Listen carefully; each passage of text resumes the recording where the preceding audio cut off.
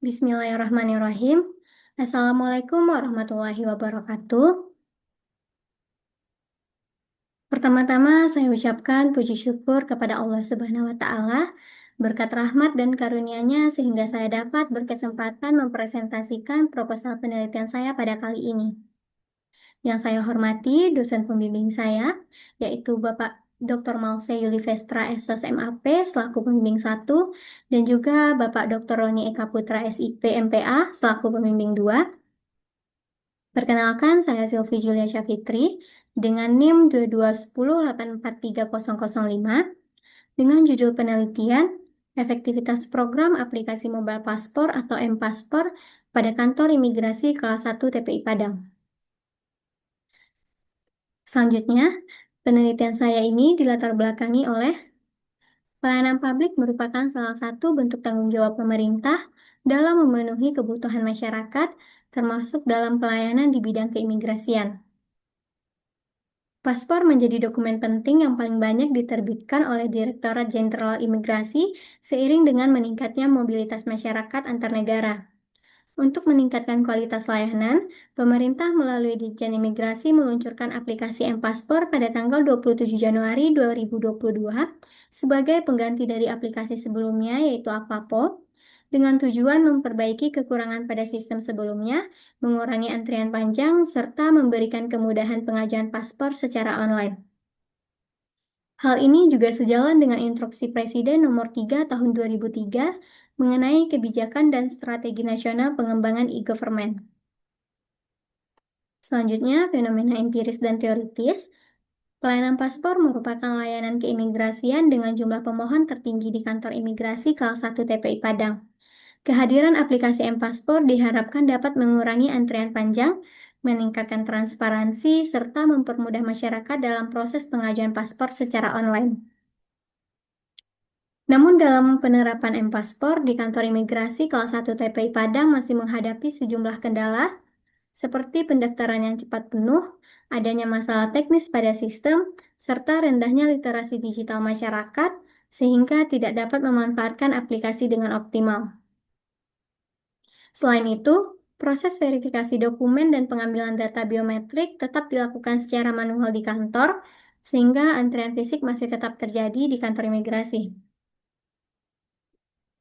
Selanjutnya, rumusan masalah, yaitu bagaimana efektivitas program aplikasi mobile paspor di kantor imigrasi kelas 1 TPI Padang, dengan tujuan penelitian untuk mendeskripsikan dan menganalisis efektivitas program aplikasi mobile paspor di kantor imigrasi kelas 1 TPI Padang. Adapun manfaat penelitian pada penelitian ini yang terbagi menjadi dua, yaitu manfaat teoritis dan juga manfaat praktis. Manfaat teoritis yang meliputi yang pertama memberikan kontribusi pemikiran dalam pengembangan ilmu administrasi publik, kemudian menambah wawasan dan pemahaman bagi mahasiswa administrasi publik lainnya, serta sebagai referensi untuk penelitian selanjutnya yang membahas topik serupa.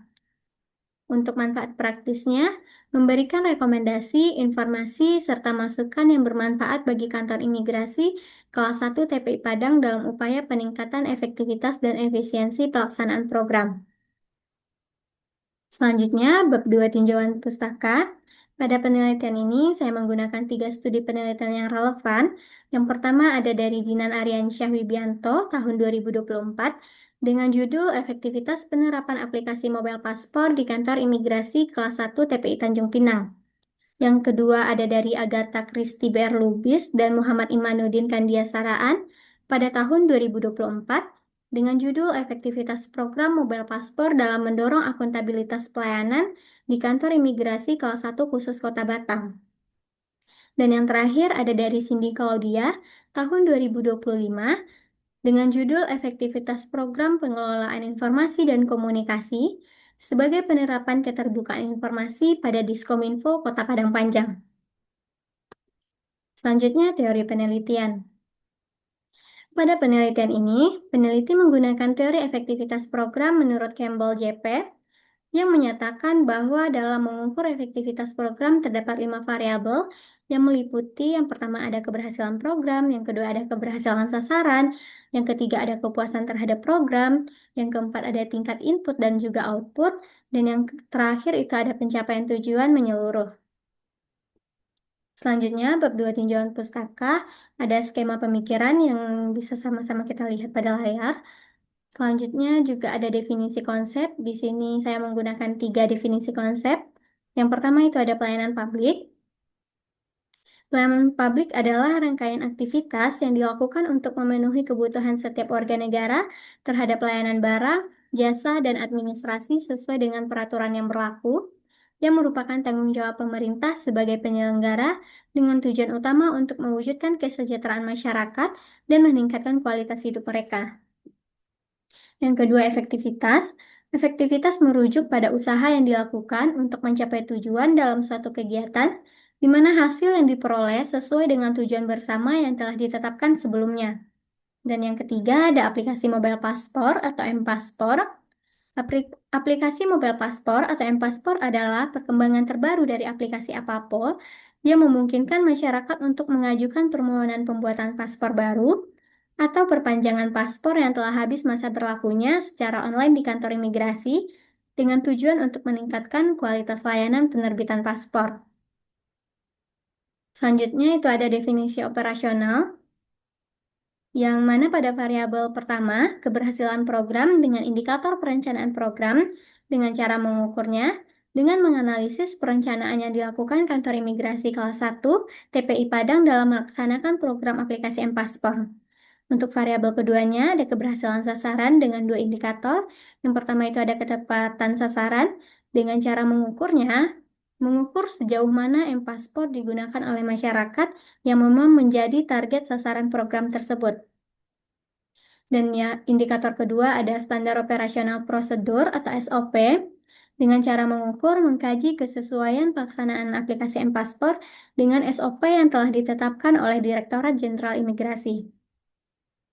Selanjutnya, variabel ketiga, kepuasan terhadap program dengan indikator dampak program dengan cara mengukurnya, menganalisis perubahan, manfaat, dan kepuasan masyarakat sebelum dan sesudah adanya aplikasi M-Paspor ini, terkait efisiensi waktu, transparansi, dan kemudahan aksesnya.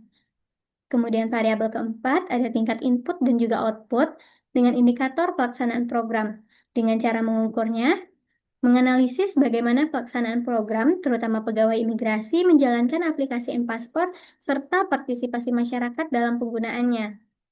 Dan yang variabel terakhir, ada pencapaian tujuan menyeluruh dengan indikator evaluasi, dengan cara mengukur sejauh mana evaluasi dan pengawasan dilakukan untuk memastikan tujuan M-Paspor tercapai secara menyeluruh sesuai harapan.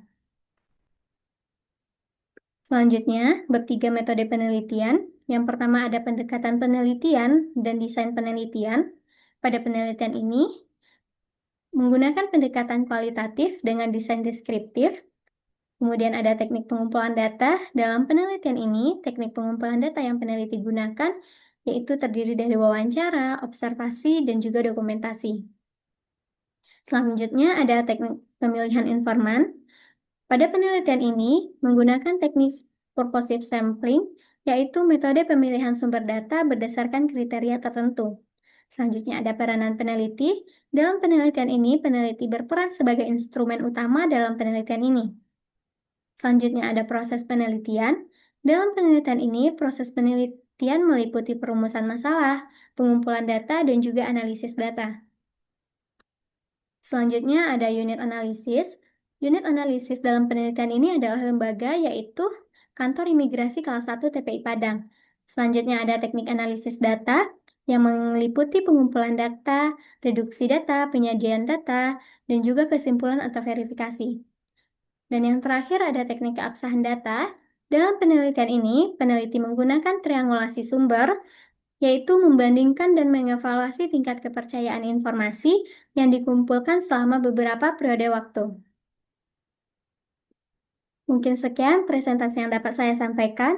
Kurang dan lebihnya mohon dimaafkan. Wassalamualaikum warahmatullahi wabarakatuh.